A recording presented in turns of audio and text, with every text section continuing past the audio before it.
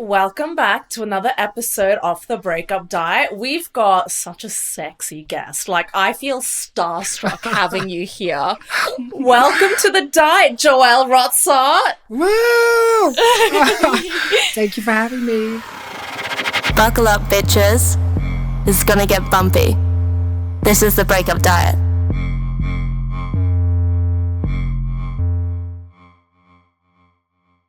Well, tell us about you. Tell us about your multi-million-dollar business. Oh my God. Okay. Shall I talk about how I started Injectual and stuff? Yeah, please.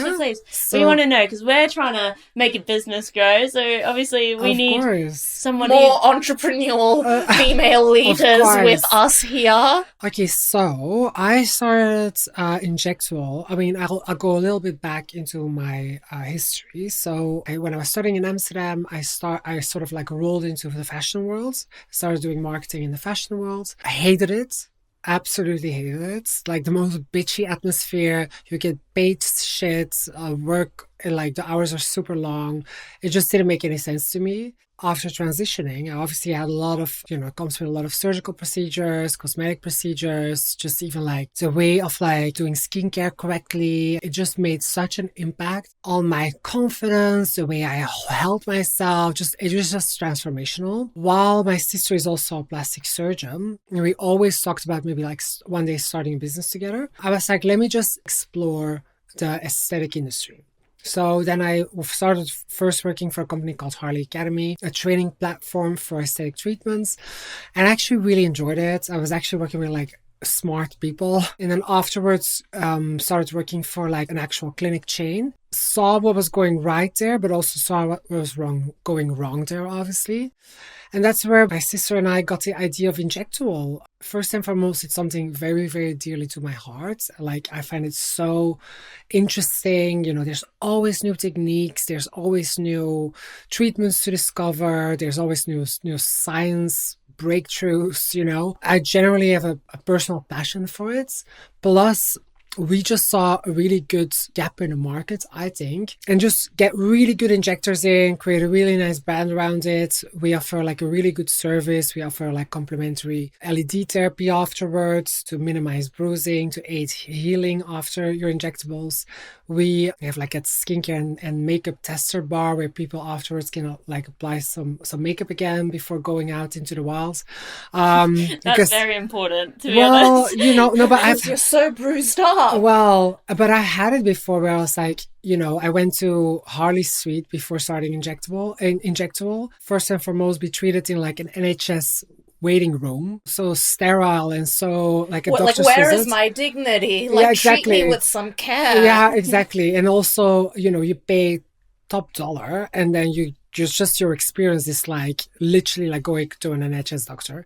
Afterwards, you're literally like being shoved outside with like a bleeding lip, and if you have to get on the tube, you're like standing there like with your bruised lips, like you just feel so awkward. Mine's the Botox. I go really red really easily, just in general. So I end up looking like I have like 1,000 mosquito bites all over, and you're but it's funny, after the LED, that's completely gone. So and then afterwards, if you can apply some tinted moisturizer, obviously we have like sterile sponges and stuff, and you still have to be a bit careful, but at least you just feel less, traumatized. Most people probably won't go back to work, but a lot of our patients do. It has become that advanced now. Yes.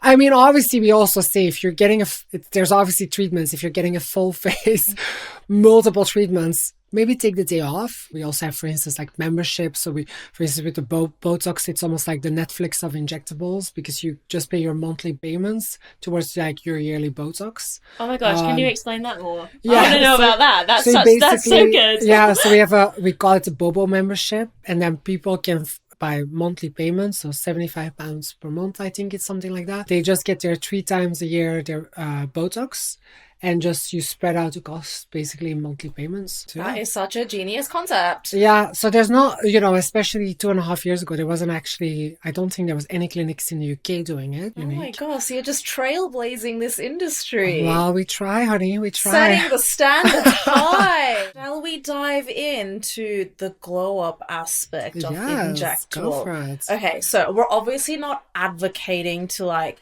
get crazy stuff done after a breakup. Yeah, that should be very clear. Like, we want you guys obviously to talk to Joelle because she has massive insights on how to glow up and feel your best and be confident within yourself. Obviously, after a breakup, I don't, you know, we always want people to come to Injectual in the right state of minds. Often why we also turn people away sometimes. But obviously, you know, there are, you know, if you don't think people need something, we will not do it. We have a big guest intake form where we talk about and ask about what's going on in your life.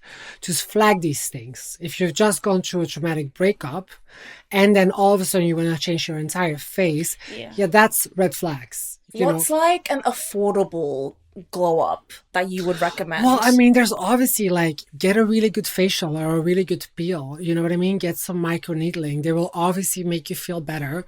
They're non-invasive. If you regularly get Botox, you know, obviously after your breakup, if you want to continue that process, they will get your Botox, obviously. Even like a small bit of lip filler or with the polynucleotides, you know, the salmon sperm underneath the eyes.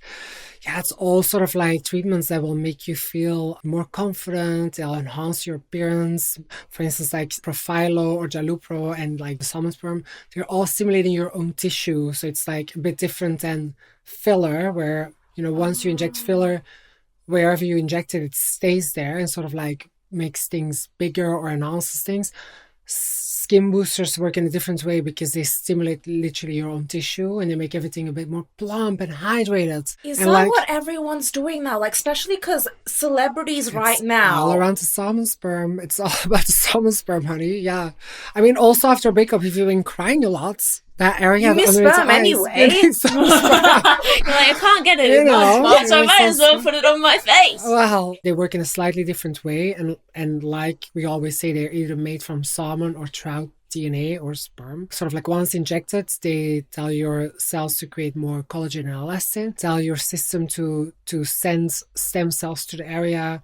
So they just revive everything. Is that something that you have to do like consistently? Like, I've not done it, but I've looked into doing the salmon sperm one. I don't know the technical polynucleotides. I always forget. Polynucleotides. When I went in like to a skin clinic, they said that they did like micro needling and then they put it in instead of the injections just under the eyes.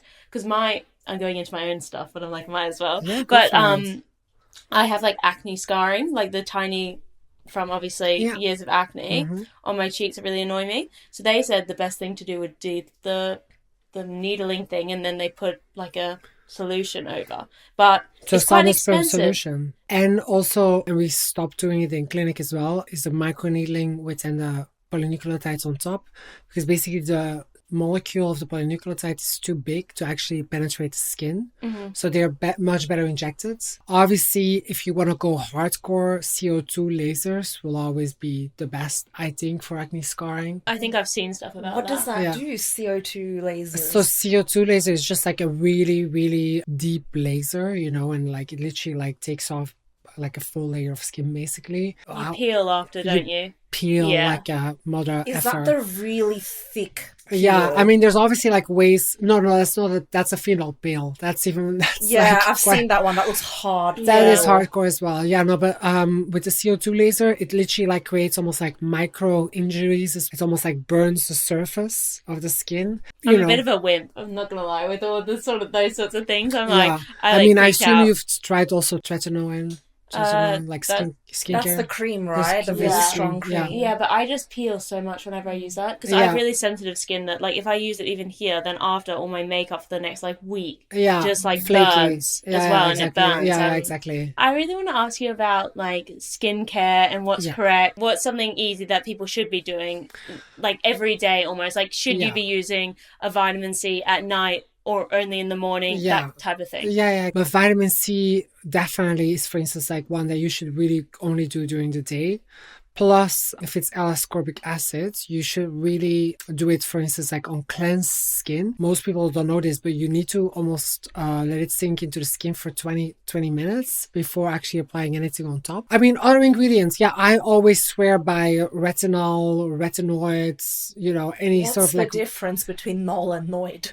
It's just strength, basically. Shred is sort of like the purest form of it. The next one is like retinol. It's just like the strength, basically, in order to penetrate the skin. If you're, for instance, starting out, I even say if you want to start out with skincare, I mean, that's also how I got into skincare, was The Ordinary. I think they do really simple serums with the simple ingredients.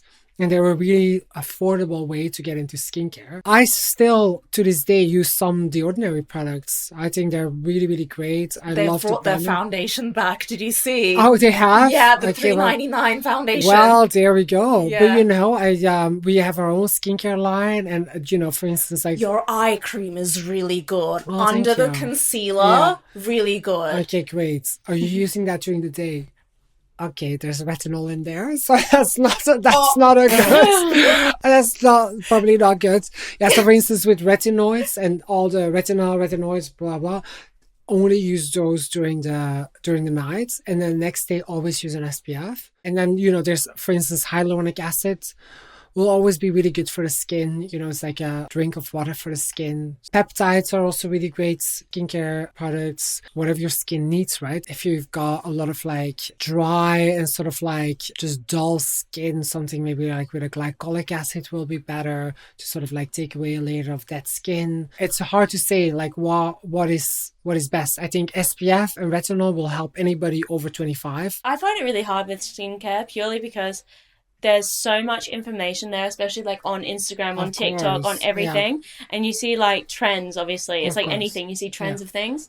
And then it's hard to not be like, do I actually need that? Or am I just getting it because one TikToker has said this is what you should do? No, exactly. I'm a big believer in, I really don't believe in the 25 skincare steps. For instance, like I only use skincare ingredients that, that really do something for my skin. I'll never get like a fluffy face oil that maybe like feels nice during the night, but I know that there's nothing in there that's beneficial for me. Like also the La Mer's and the La Prairie and stuff, there's nothing in there that justifies. They're a scam, don't tell me.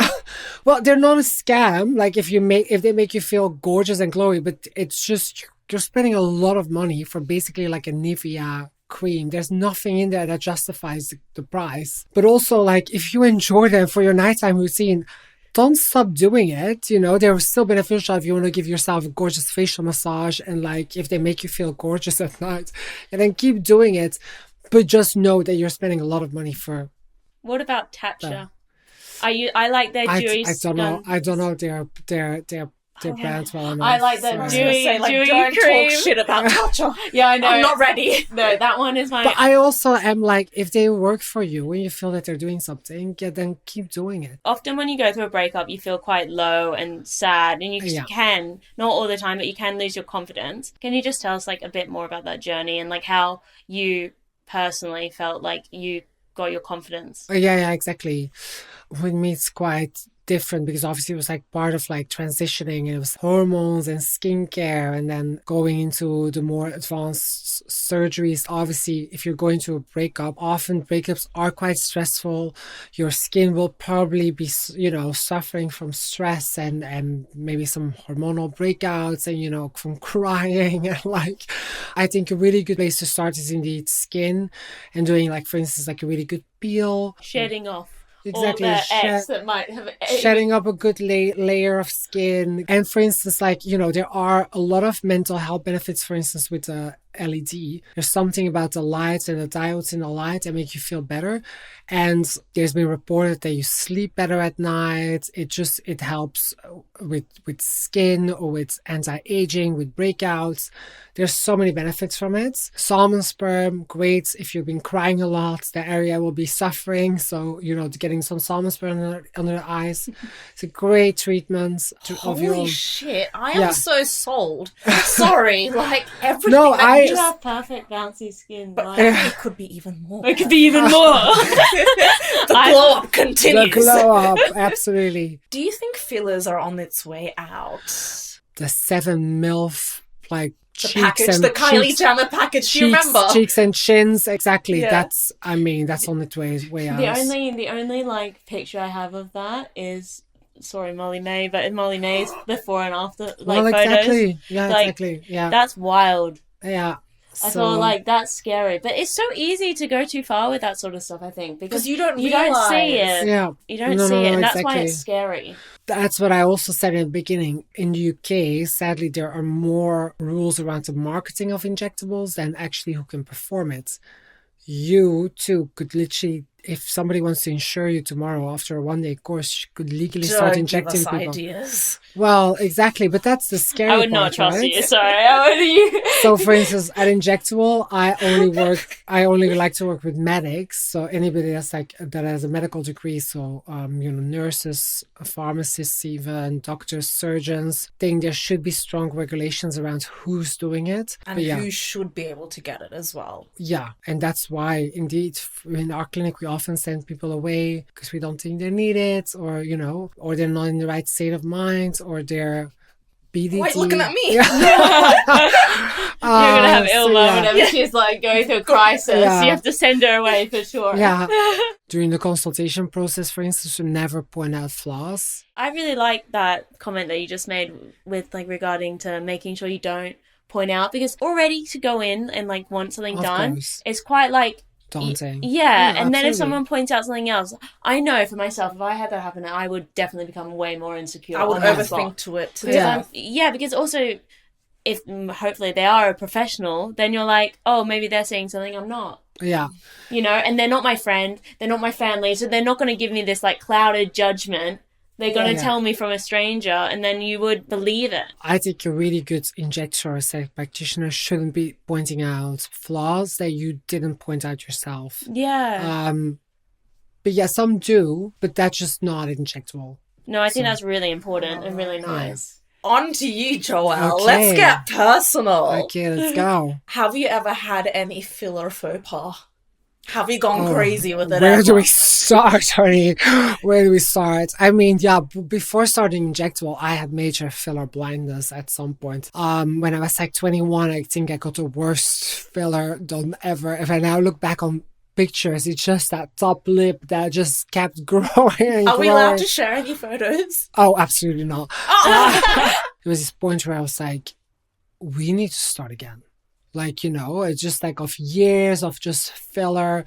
And also just you have to understand, especially also with hormones and obviously growing up, your face changes from the age of 20 was when I probably got my first lip filler, until the age of 30, just always kept adding more and more and more, basically. I think a year and a half ago, it was a year after I started Injectual, I just was let's start over. So kind of got rid of everything.